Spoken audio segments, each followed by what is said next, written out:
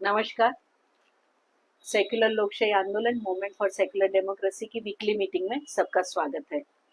Last time हमने Mahatma Phule film का review पेश किया था बम्बई से हमारे साथी आकांक्षा बहन ने, और बड़े अच्छे ढंग से as a common viewer film कितनी अच्छी लगी उन्होंने बात बताई थी।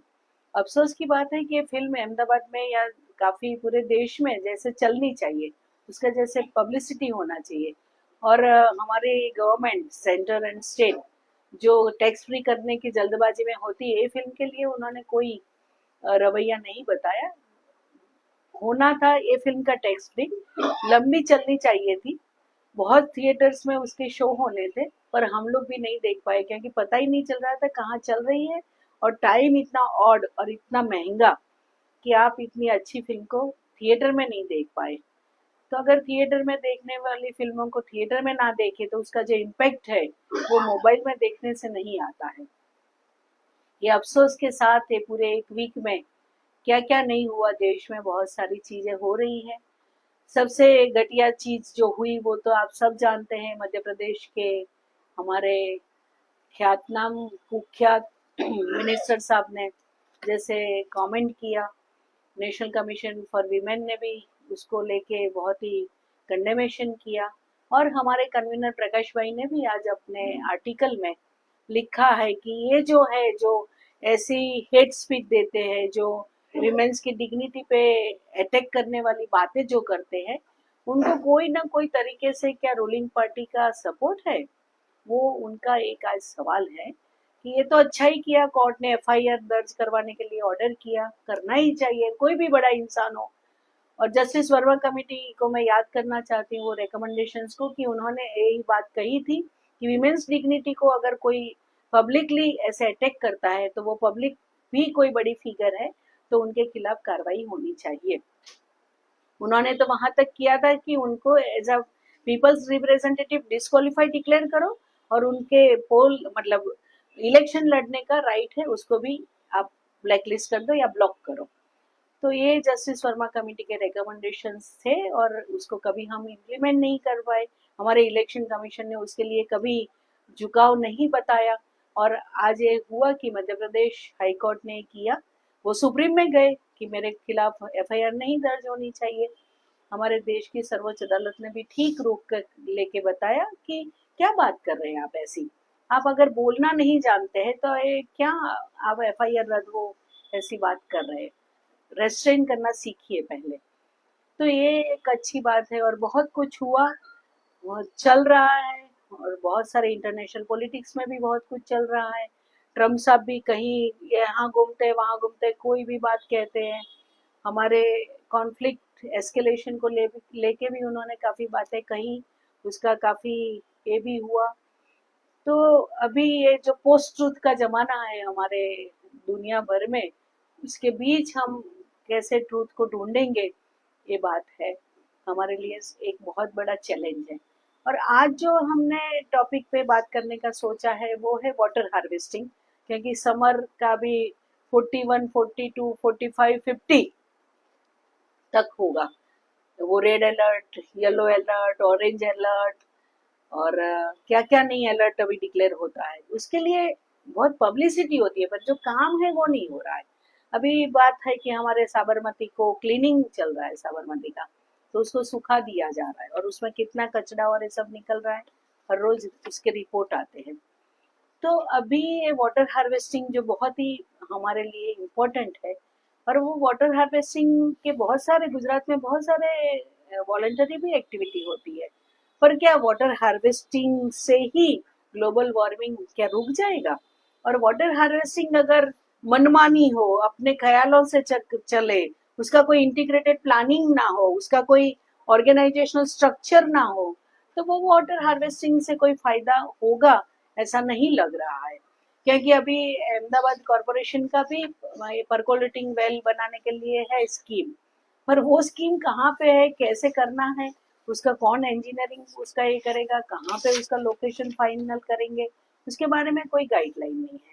हाँ, जो गाइडलाइन पहले है कि नए बिल्डिंगों में ये सब होना चाहिए, परकोलेटिंग वेल बनना चाहिए, उसके स्वेट ट्रीटमेंट प्लांट बनने चाहिए, इतना एरिया में कंस्ट्रक्शन है, उसको फॉलो नहीं कर रहे, बीयू परमिशन ऐसे ही मिल जाती है।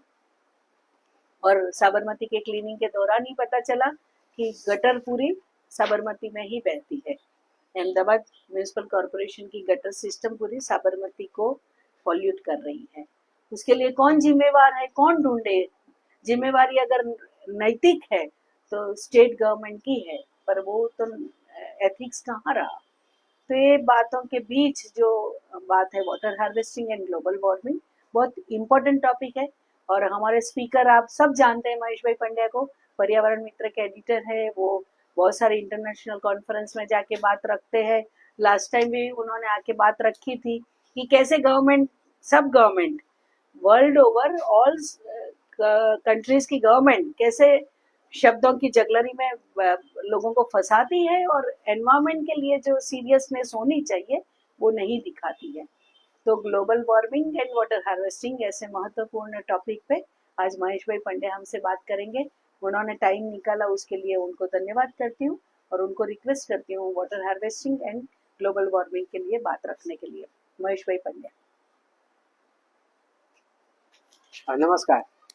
थैंक यू मीनाक्षी बहन कि मुझे भी ये मेरी बात रखने का एक मौका दिया है। जब हम एनवायरमेंट अवेयरनेस करते हैं तो हम तो यही तलाश करते हैं कि कहाँ मौका मिले और हम बात करें, स्पेस ढूंढते हैं और स्पेस मिल गया है। तो मीनाक्षी बहन थैंक यू वेरी मच। अभी सब जगह प्री मानसून एक्टिविटी चल रही है, क्योंकि हमारे इंडिया में खास करके गुजरात की बात करें तो आइडियली 15 जून के बाद बारिश आती है, लेकिन ग्लोबल वार्मिंग का जिक्र इसीलिए किया है कि अभी जो ये ऋतु चक्र था काफ़ी बदलाव आया है। हमने देखा कि लास्ट वीक बारिश हुई गुजरात के कई इलाकों में, और पता नहीं अब 15 जून में बारिश आएगी या जुलाई में आएगी, तो अब 1 जून को आ जाए तो पूरा चक्र चेंज हो गया है।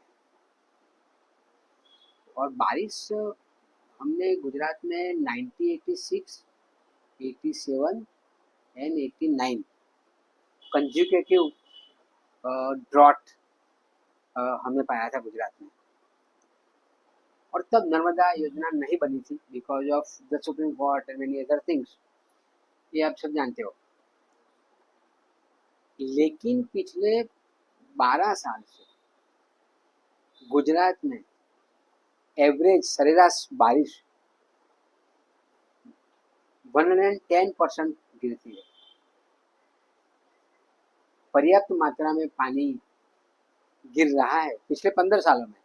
मैं एवरेज निकाली 10 साल की, लेकिन 15 सालों में बहुत अच्छी बारिश हुई है। अब नर्मदा हो गई है 138 मीटर की हाइट संपन्न हो गई है 2014 में। तो फिर दिक्कत क्यों? बारिश अच्छी है, डबल इंजन ट्रिपल इंजन की सरकार है, गुड गवर्नेंस का सेलिब्रेट करते हैं। तो सवाल ये है कि तो फिर पानी की चिंता क्यों कर रहे हैं और पानी तो सच में क्यों नहीं मिल रहा है? तो ये अभी जो है, मैं थोड़ा एक डेटा देके फिर आगे बात करूँगी कि गुजरात में ऐसे तो 185 रिवर्स है। आपको ताजुब लगेगा, लेकिन एक्टिव तो 33 ही वो एक्टिव रिवर्स है। और ये नदियाँ में उत्तर गुजरात यहाँ से शुरू करें 17 नदी है, सौराष्ट्र में 71 रिवर्स है और कच्छ में सबसे ज़्यादा 97 रिवर्स है। लेकिन सरकारी रिकॉर्ड पे और अभी हम जो जानते हैं वो नदी की बात करें तो 34 रिवर्स हमको दिखती है, बाकी की दिखती नहीं है। कहाँ गई वो रिवर?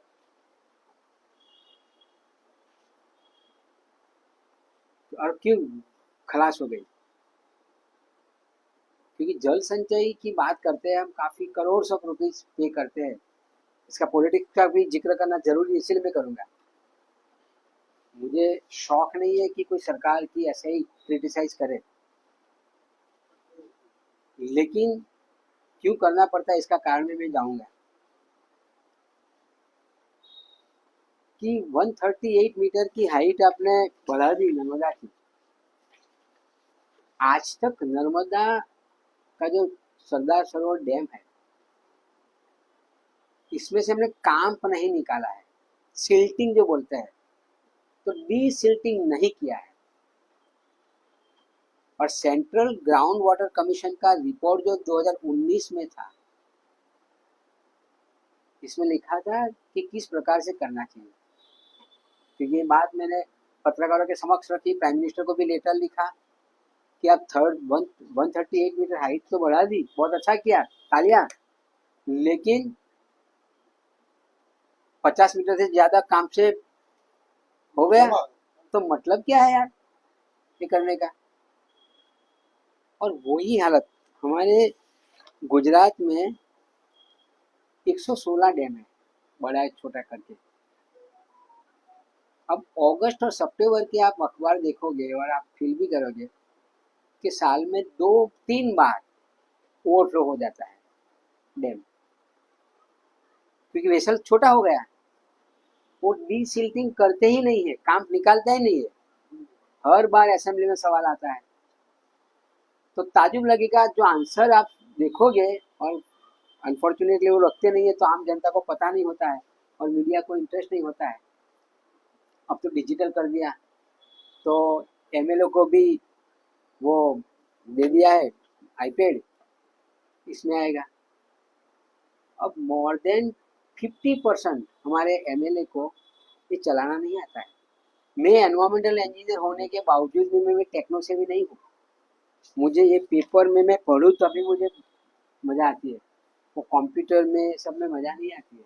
और इतना छोटा सा आईपैड देगा, अब उम्र लायक आदमी वो कैसे पढ़ पाएगा, मुश्किल है। अब मैं बात करूँ तो बोले कि आप तो एनवायरमेंटल इंजीनियर, पर्यावरण की जतन की बात कर रहे हो और डिजिटल का विरोध कर रहे हो, कागज का बात कर रहे हो। अरे भाई, थाउजेंड्स ऑफ ट्रीज हम ऐसे ही गिरा देते हैं, तो ये कागज क्यों ना निकाले। ये लोकशाही बचाने का सवाल है, ये सरकार चलाने का सवाल है। अब इस प्रकार से हाइड कर रहे हो मैटर को। सभी सीएजी का रिपोर्ट जो डिजिटल सीडी में मिलेगा। अब कितने लोगों के पास वो कंप्यूटर हो गया जो सीडी डालेगा और रिपोर्ट पढ़ेगा। तो क्या मेरा अधिकार नहीं है? मैं गरीब हूँ, मेरे पास लैपटॉप नहीं है, तो मुझे ये क्या सीएजी का रिपोर्ट कोई साइबर कैफे में जाके पैसा लेके फिर देखना है क्या? हार्ड कॉपी क्यों नहीं देते हो? और सच में सर्वे करो तो हमारे 182 जो एमएलए बैठे हैं असेंबली में, इसमें से 20% सिर्फ इस्तेमाल करते हैं सब ये जब डिजिटल मीडिया की, बाकी को पता नहीं है। और जिसको पता है वो तो क्या देखते थे हमने देखा है, आईपीएल में क्या देख रहे थे लोग, तो पता है। और फिर क्या हुआ उसका, और वही लोग अब असेंबली चला रहे हैं। तो मतलब ये है कि वो नहीं बताते हैं। तो मेरी बात यह है कि ये 116 डैम जो बने हैं, तो सितंबर अक्टूबर में 2-3 बार ओवरफ्लो हो जाते हैं, और सिल्टिंग का काम नहीं होता है। असेंबली में पूछते हैं, वहां से बात आई थी, बट बीच में मैंने थोड़ी दूसरी भी बात करी कि ये भी बहुत जरूरी है। एनवायरमेंट करता रहेगा, लेकिन वो पूरा तोड़ देगा तो किस एनवायरमेंट की बात करना, किस कानून की बात कर देगा, जहाँ लोकशाही को खलास कर रहे हैं। इसीलिए ये मैं जिक्र कर रहा हूँ। तो बोलते हैं कि બજેટમાં જોગવાઈ થઈ છે, અમે કામ કાઢીશું। સરકાર એટલી ગરીબ છે કે બજેટની જોગવાઈ ના થાય। It's a prime importance, it's a priority base issue. Now they are spending crores of rupees under the Jal Sanchay अभियान। तो फिर ये कर रहे थे, क्यों नहीं कर रहे हो? सवाल ये है कि यदि वो काम निकालेंगे तो डैम की जो रिजर्वायर की कैपेसिटी है, पानी संग्रह करने की क्षमता है, वो बढ़ जाएगी।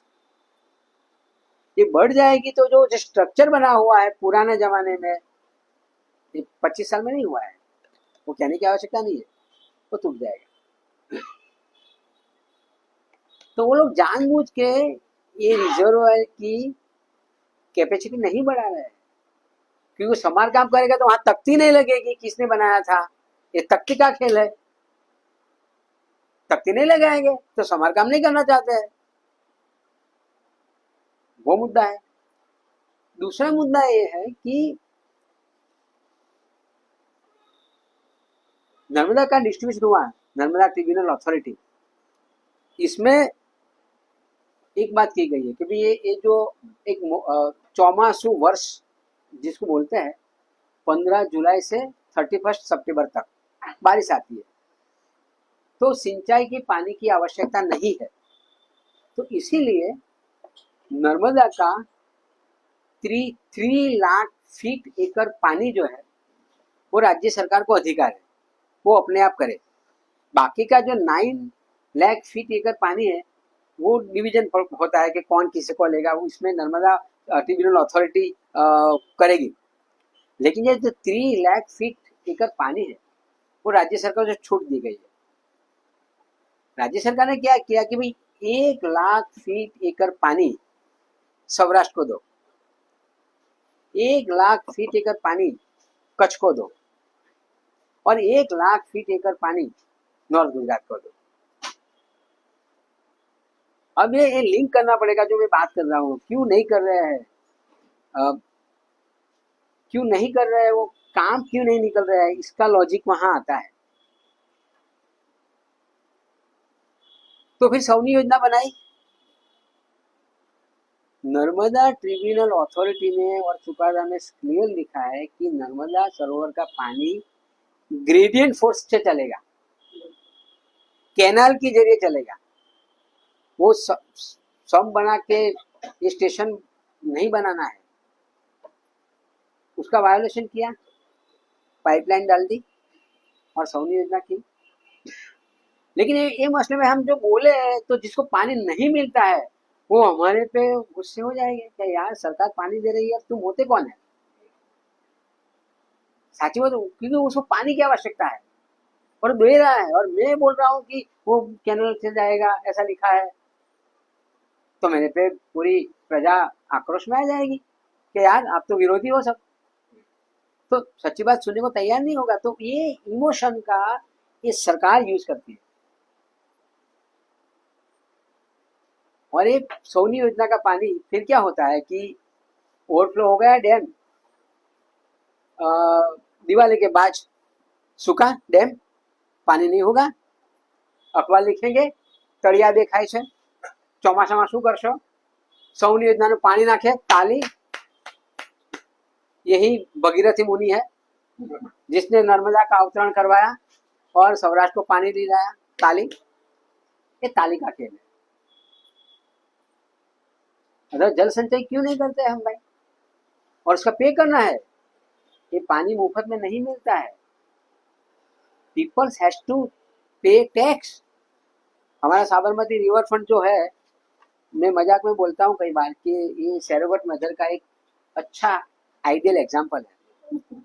तट साबर का पानी नर्मदा का, अभी मीनाक्षी ने जिक्र किया इसीलिए मैं इसकी बात करूंगा।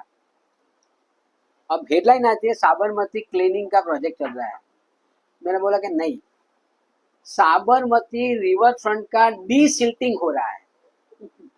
एक गलत शब्द है जिसका इस्तेमाल किया था दिल्ली के इलेक्शन में। साबरमती हमने शुद्ध कर दी, अब यमुना शुद्ध करेंगे। साबरमती कहाँ शुद्ध है?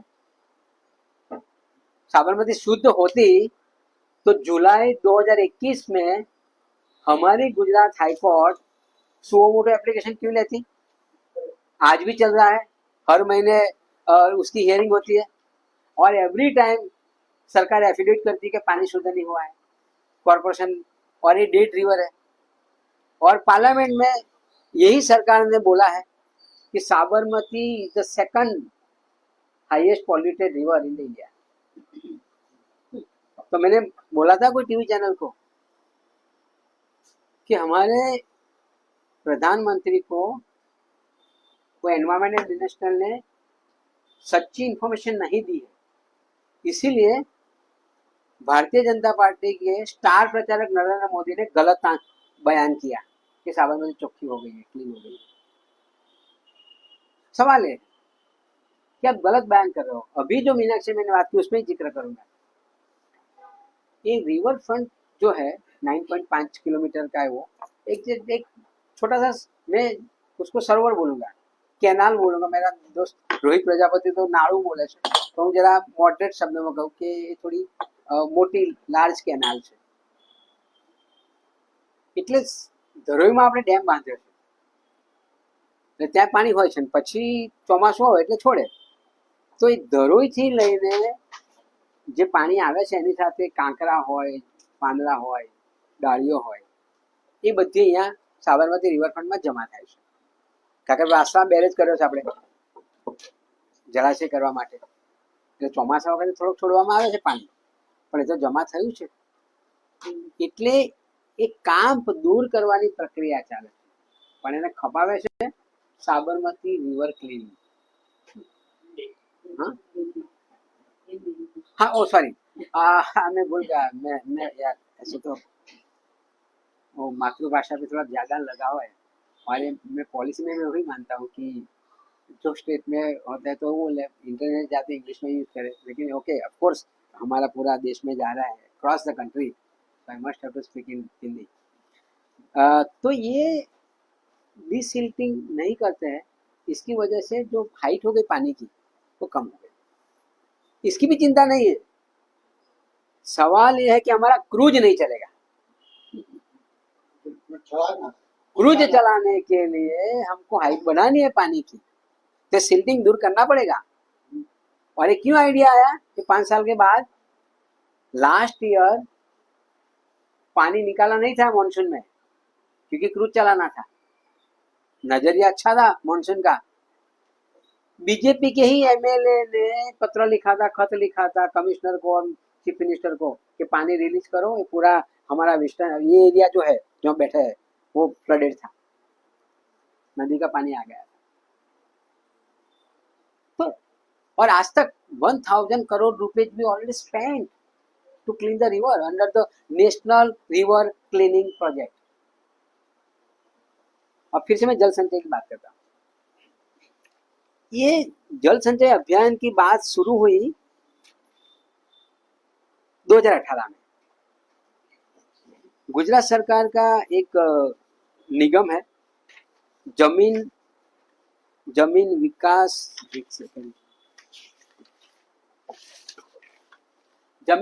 निगम, उसमें बहुत बड़ा करप्शन हुआ था। 17 लाख रुपीस कैश डिजिटल युग में ड्रॉवर में से मिले थे सचिवालय से। तो सरकार ने क्या किया, सरकार ने पूरा डिपार्टमेंट ही बंद कर दिया।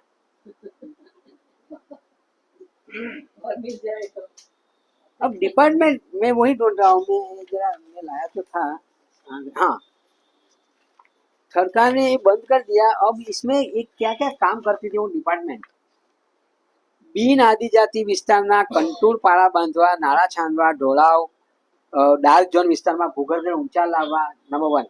इस प्रकार की 11 प्रवृत्ति है जिसमें आदिवासी को फायदा होगा, हमारा जमीन सॉइल फर्टिलिटी की बात है, वाटर कंजर्वेशन की बात है, अलग अलग 11 प्रकार की योजनाएं हैं। अभी डिपार्टमेंट बंद कर दिया तो योजना खलास हो गई। सरकार ने अनाउंसमेंट किया जब हमने प्रेस कॉन्फ्रेंस करके बताया कि क्या कर रहे हो, करप्शन हुआ तो आदमियों को पकड़ो, डिपार्टमेंट क्यों बंद कर रहे हो। तो बोले कि नहीं ये हमारी स्कीम तो हम दूसरे डिपार्टमेंट में ट्रांसफर करेंगे। हाँ, अब तीसरे साल में ऐसा हुआ कि डिपार्टमेंट चालू हो गया, स्कीम बंद हो गई।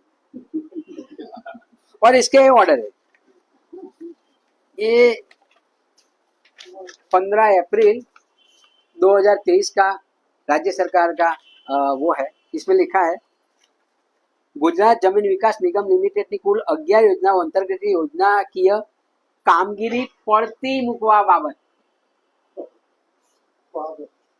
डिपार्टमेंट हम चलाएंगे, पगार देंगे हम ऑफिसर्स को, लेकिन कामगिरी नहीं करेंगे।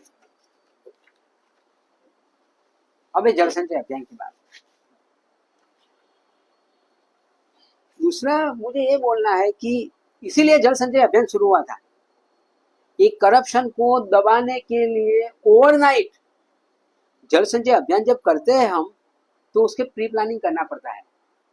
ये जैसा ड्रॉवर में से निकला, दूसरे ही दिन ये तत्कालीन मुख्यमंत्री ने जल संचय अभियान शुरू कर दिया और भक्त लोग तो तैयार ही है।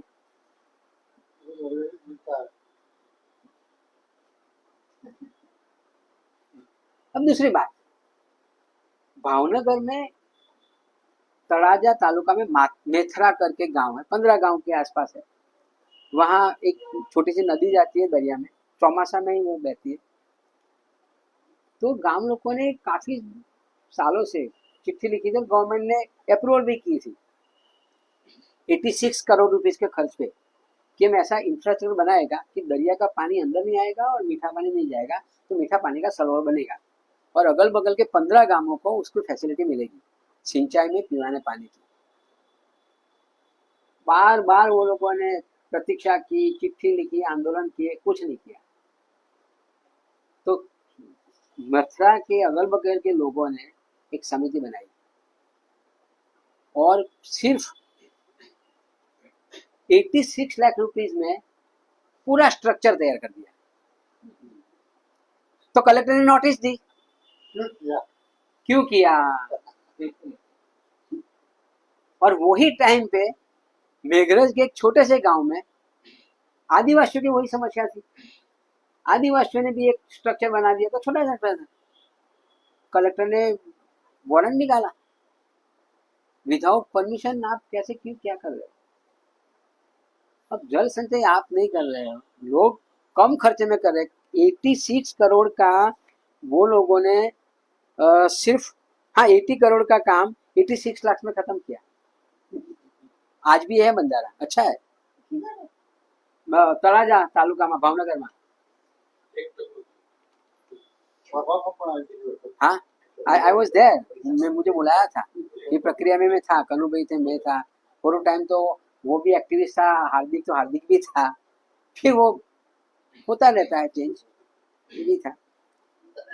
अब दूसरी बड़ी बात जो मुझे करनी है जल संचय की, कि आप क्या कर रहे हो? आम गुजराती में एक सरस कहेवत है, दड़ी दड़ीने કુંડળીમાં ભરવાનું। જળ સંચયના આટલા બધા ખર્ચા કરો છો તમે, પણ બધી નદીઓની મેં વાત કરી, બધી નદીઓનું નામો નિશાન મટાવી દીધું છે। કારણ કે બધી જ નદીઓમાં ખનન તો કરવું પડે, કારણ કે તમારું પોસ્ટ મોન્સૂન હોય તો નદીઓમાંથી એ કામ પાવે જ, અને કામ પાવે એટલે સ્તર જરા પેલું એ પણ થઈ જાય। तो ये 1 मीटर નું કામ કાઢીને अगल बगल के खेत में हम डालें तो सॉइल फर्टिलिटी भी बढ़ती है। एग्रीकल्चर ये काम में आता है कि आज तो बोल रहे हैं कि ऑर्गेनिक की वापस जाओ, तो ये अच्छा एक क्या बोलते हैं, खाद है, वो फर्टिलाइजर है। लेकिन पूरे गुजरात में इतना इलीगल माइनिंग चलता है, तो जो नदियां है हमारी वो एकदम रोड जैसी हो गई। तो हुआ क्या कि जब बारिश आती है मानसून में तो स्पीड में चला जाता है, तो किनारे में नुकसान होता है। यदि सॉइल होती है तो सॉइल का काम स्पीड ब्रेकर का होता है, बम जैसा काम है। तो ये वेलोसिटी कम करता है, गति अवरोधक का काम करता है। तो पानी धीरे धीरे जाएगा समुद्र में, तो पानी परकोलेट होगा, नीचे जाएगा। अब तो रोड बना दिया आपने खनन करके, तो पानी सीधा सड़सड़ाहट दरिया में, और किनारा भी तोड़ दिया आपने, क्योंकि पानी जब फुल स्पीड में होती है तो किनारा का भी रक्षण नहीं होता है। दूसरी ये चीजें हुई कि आईपीसीसी का रिपोर्ट आया कि गुजरात में 500 किलोमीटर दरिया अंदर आया।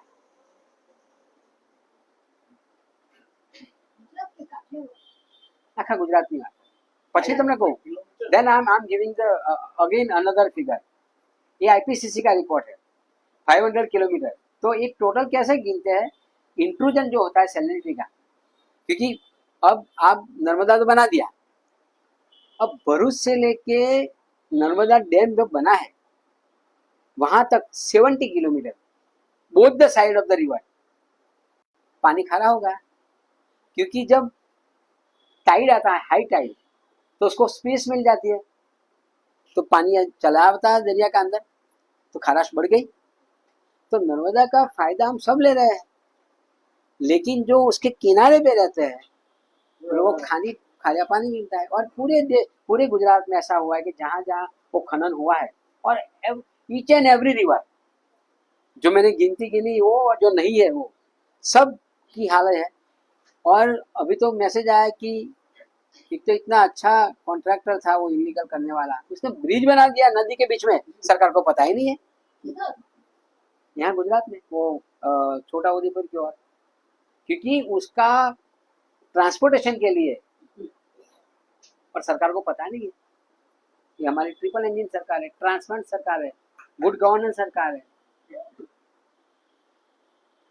तो मतलब यह है कि आप जल संचय अभियान कर रहे हो, लेकिन आप जब वो खनन नहीं रोक पाओगे तो कोई मतलब नहीं है। ખાડા ખોદ્યા કરશો તમે, પાણી નહીં આવે। વસ્ત્રાપુરનું તળાવ 2 વર્ષથી પડ્યું છે, હજુ રિપેર નથી થતું અને ખર્ચા વધતા જાય છે। હવે આટલું નાનું તળાવ કરતા તમે જો તમારું પાર્લામેન્ટ 2 વર્ષમાં બની જતું હોય આટલું મોટું, તો વસ્ત્રાપુરનું તળાવ એક નાનું ખોવા જેવડું તળાવ બનાવતા તમને 2 વર્ષ લાગે। दूसरी बात यह है इसमें कि ये जितने भी तालाब डेवलप किए हैं वो तालाब में बारिश का पानी नहीं आता है। और ये पता लोगों को कब चलता है? नवरात्रि के टाइम पे। नवरात्रि के पहले 2-3 दिन बारिश आती है, तब जीएमडीसी पे नवरात्रि होती है सेलिब्रेशन, तो पूरा ग्राउंड पानी से भर जाता है। तो हम लोगों की रियलिटी होती है कि यार बगल में क्यों पानी, तो तालाब तो खाली है ना वस्त्रापुर का, और यहाँ क्यों भरा पड़ा है?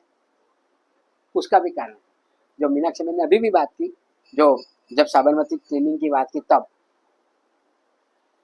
2011 में हमारी सेंसस हुई, इसके बाद सेंसस नहीं हुई। पता नहीं क्यों नहीं करते हैं, वो न्यू इंडिया है, न्यू नॉर्मल होता है सब, नहीं करते हैं। वो टाइम पे the population of the Ahmedabad is 5.2 million, 52 lakh की वस्ती है। टुडे एस्टिमेटेड, क्योंकि वो सेंसस नहीं हुआ है, लेकिन सरकारी वो लोग कमिश्नर से बोलते हैं जब मीटिंग में कि 8 मिलियन 80 लाख लोगों थया छे। और तुम्हारी जो सीवेज सिस्टम थी गटर की, वो तो 5.2 मिलियन की ही थी।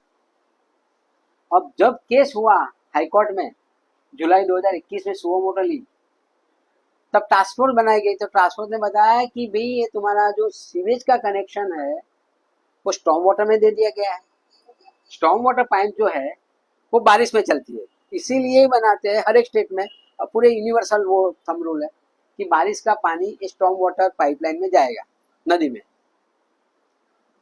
अब हमारे पास सीवेज नेटवर्क नहीं है, शौचालय तो आया, घर घर शौचालय आ गया, हर घर नल जल भी आ गया, लेकिन जल नहीं आया, नल आ गया, वो अलग बात है। तो सरकार ने थोड़े कट किए सीवेज का कनेक्शन। अब सोसाइटी वाले हमारे पास भी आए कि यार हमारा क्या कसूर है, हमने तो पेमेंट कर दिया है कनेक्शन का, वो तो सरकार कॉर्पोरेशन जाने के कहाँ डाला उसने, हम तो इंजीनियर नहीं है। हमको बीयू परमिशन मिला है, जो 5,000 की जो फीस थी ये हमारे पास रिसिप्ट है, तो हमारा कहाँ कसूर आया कि कहाँ डाला पानी उसने, स्टॉर्म वाटर में डाला या इसमें। लेकिन हाईकोर्ट को भी बताना चाहिए कि इतना कनेक्शन काटे आपने, तो फिर पानी जाता कहाँ है? सवाल आएगा ना। वो बता दिया कि हमने कट कर दिया है, कट कर दिया फाइन, तो ओवरनाइट क्या आपने शॉकपिट बना दिए क्या? और इतनी बड़ी मात्रा में सोसाइटी को कनेक्शन नहीं है तो शॉकपिट से चलेगा क्या? और इसीलिए जो आउटलेट है रिवर फ्रंट के 26 आउटलेट है, 24 कलाक पानी इसमें आता है। कहाँ से आएगा? बारिश तो आती नहीं है, बारिश तो मानसून में आती है। तो स्टॉर्म वाटर के जो आउटलेट है, अब रिवर खुली कर दी तो फंसा गए, सारे पानी तो आ रहा है गटर में, लेकिन उसकी चिंता नहीं है। वो क्लीनिंग के नाम पे कैंपेन वो पावरफुल है, क्लीनिंग के नाम पे चलाया, असल में डंपिंग वो जो सिल्टिंग है वो करते हैं। जी तुम ये करते 9.5 मिनट क्यों करते हो, आप शुरू से करो ना। इतना ही क्या, इतनी जल संचय हो जाएगा, तो आप नर्मदा का पानी डाल रहे हो, वैसा ही डाल रहे हो, बराबर है। साबर का तट है, नर्मदा का पानी डाल रहे हो। तो ये वही मसला है। जल संचय अभियान करने के बावजूद भी, नर्मदा योजना आने के बावजूद भी गुजरात के 58 blocks till it is dark zone.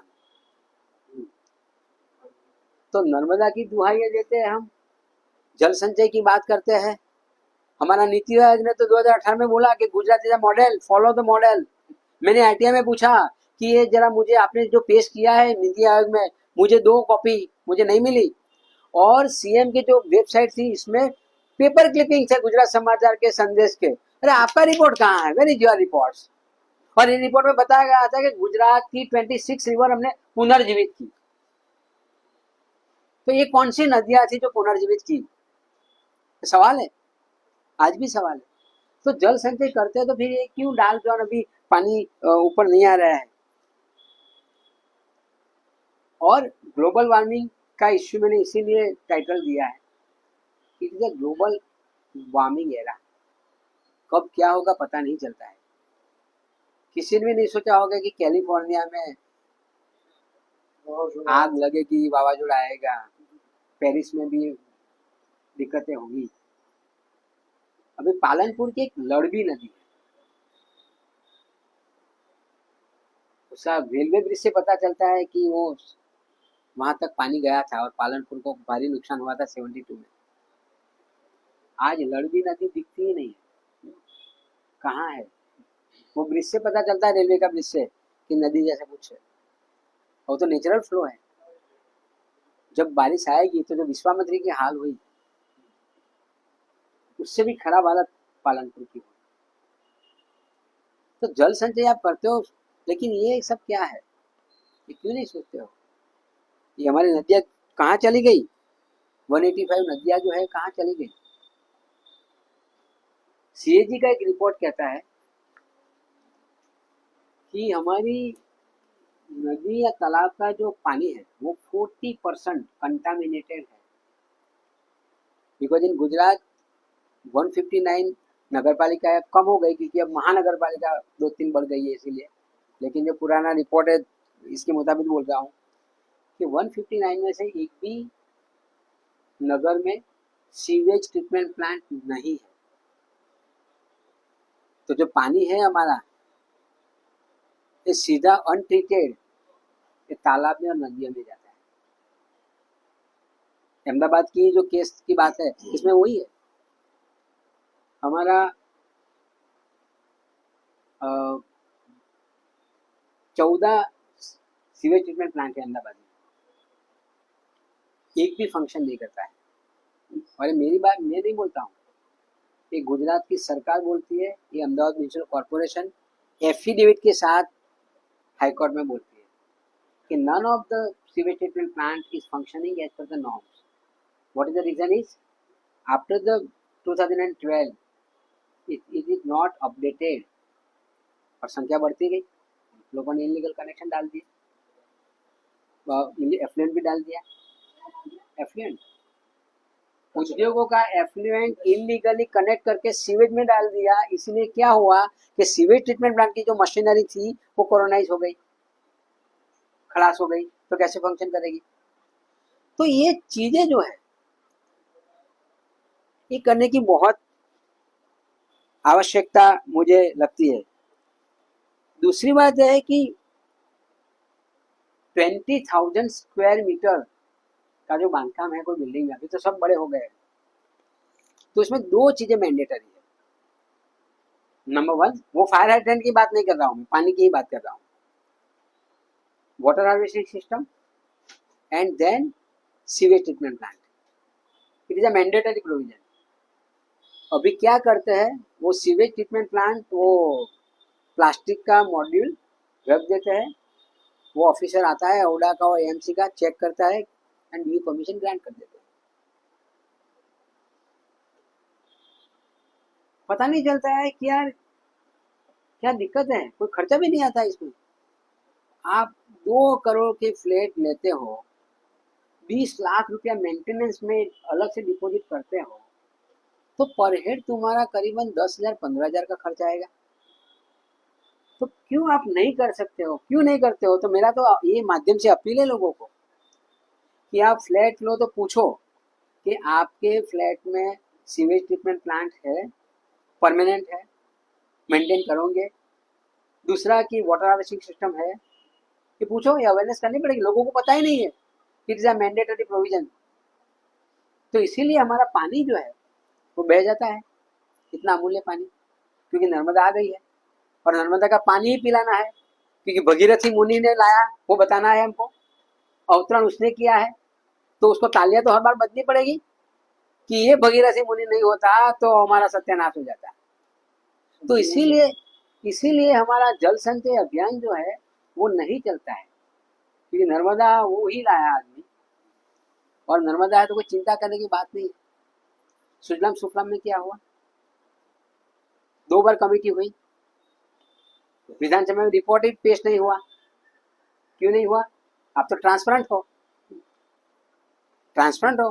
तो ये जो कमेटी बनी चंद्रिका चुडासमा की और मंजुला सुब्रमण्य की, ये कमेटी का रिपोर्ट रखो असेंबली के पटल पे कि क्या था सुजलाम सुफलाम में। बोरिंग बंद कर एक नया आइडिया आया था, खतरनाक आइडिया, बोरिंग बंद। अरे यार पानी आएगा तो वो कंतान वाला टिक पाएगा सही, और उसका कोई एविडेंस भी नहीं देगा। तो बोरिंग बंद एक नई, ये सब न्यू इंडिया का न्यू नॉर्मल चीजें हैं सब। तो ये मैं इसीलिए बोल रहा हूँ कि अभी एक क्लाइमेट चेंज का एरा है, ग्लोबल वार्मिंग का एरा है। अभी 15 साल अच्छे रहे गुजरात के, बारिश अच्छी रही, 100% से ज्यादा आई। यदि 3-4 साल ड्रॉट हुआ, देन व्हाट? और नर्मदा की भी, नर्मदा अक्षय पात्र नहीं है, वहां पेड़ों में से पानी आता है, जंगल में से पेड़ों में जाता है, और बड़े पैमाने पे वहां पेड़ काट रहे हैं, यहाँ सिल्टिंग हो रहा है। तो is Narmada is efficient enough कि 10-15 साल ऐसा कुछ चला, खराब रहा, जैसे कि 15 साल बारिश बहुत अच्छी आई, यदि नहीं आई तो फिर क्या? तो किसको बोलने का? तो ग्लोबल वार्मिंग के साथ इसको जोड़ने की आवश्यकता है, और पूछना पड़ेगा। अभी ठीक चल रहा है तो किसी को पड़ी नहीं है, किसी को पड़ी नहीं कि मैं पागल, मेरा जैसे पागल आदमी यार ये ऐसी बोगस बातें करते हैं यार। मेरा सवाल सिर्फ इतना ही है कि नर्मदा योजना आने के बावजूद भी हमारा 58 ब्लॉक्स अभी भी डाल में क्यों है? क्योंकि ये जो नर्मदा का पैसा था वो तो स्टेच्यू ऑफ यूनिटी में हमने खर्च किए ऑफिशियली। ये जो बन रहा था जब स्टेच्यू, 500 करोड़, 600 करोड़, 400 करोड़ ऑफिशियली इसमें से वो स्टेच्यू के बनाने में जाता था, और इसीलिए हमारी कैनाल पूरी नहीं हुई। अभी जो लेटेस्ट फिगर जो मेरे पास है, शायद मैं कागज लेके आया था, तो अभी भी ये नहीं बनी है। एक सेकंड, हाँ, कितलू काम बाकी है। शाखा जो बोलते हैं वो 46.12 किलोमीटर बाकी है। 2014 में हाइट तो हो गई, अब 10 साल बीत गए, 160 किलोमीटर विशाखा बाकी है, प्रशाखा 1052 किलोमीटर बाकी है, प्रशाखा 5663 किलोमीटर बाकी है। Total more than 6000 kilometre Narmada की कैनाल नहीं हुई है। इसकी वजह से हमारे फार्मर्स जो लोग हैं वो पानी खींचते हैं तो उसको पासा में अंदर कर देते हैं। तो क्रिमिनल तो है नहीं, आतंकवादी तो है नहीं, तो फिर वो आपने नहीं बनाई है प्रशाखा, विशाखा, प्रशाखा, इसीलिए नर्मदा का फायदा नहीं मिल रहा है। तो पानी उठा रहा है, वो व्यापार करने के लिए नहीं कर रहा है, तो उसको पासा में डाल देते हैं। तो मेरा सवाल ये सब चीजों के लेके है कि ग्लोबल वार्मिंग के एरा में ये जल का संग्रह करना बहुत आवश्यकता है and we have enough source. सवाल है विलिंगनेस, क्योंकि मुझे पता है कि 4-5 साल पहले कोई इलेक्शन था राजकोट में, पूरे देश में इलेक्शन था, गुजरात में सॉरी, चालू बारिश थी तब सौनी योजना का पानी आजी डैम में भरा, क्योंकि वो टाइम पे भगीरथी मुनि वहां थे। अब चौमासा के अंदर आप सौनी योजना के जरिए पानी भर रहे हो डैम में और 15 दिन के बाद तो ओवरफ्लो हो गए। तो ज्यादातर पॉलिटिकल पार्टी जो होती है they are using all this thing to won the election.